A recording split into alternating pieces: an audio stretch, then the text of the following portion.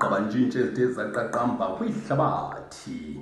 Idela kufe belizibhijele ngeziqhushumbisi livulele ngerhuluwa kumntlampungu wase-Afghanistan lwangcola ungele kubantu abahlanu bengayolelanga batshilo abakwantsasana.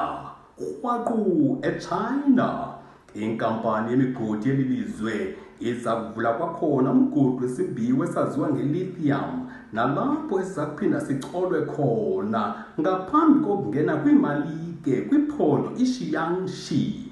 Qakada qelele eUganda lonyukela kwisithoba inani labantu basutyelwa mvula lokufa ngenxa yesifo i-Ebola.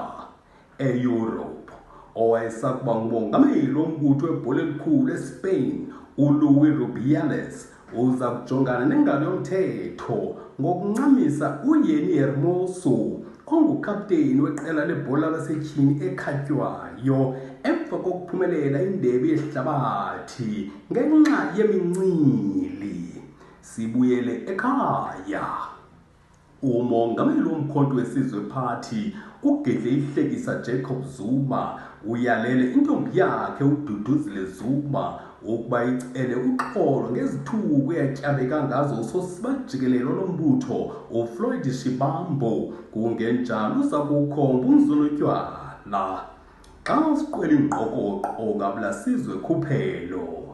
Indawo yentselo emandla kwilizwe lase-India eyaziwa ngeTelangana inqwalile ekonyusweni kwamaxabiso obhelu lomsele emva kokumiswa kancinane konkinkishwa kweHeineken uxambuliswana ngokuxhuma kwamaxabiso. Baphinda bathi mayibuye nokuba iza kungena nzulu epokothweni zabo kodwa iza kuluphelisa unqano. Kwiqonga loqala zive bengqokoqo ndinguJoe Mancia. Qongqololo.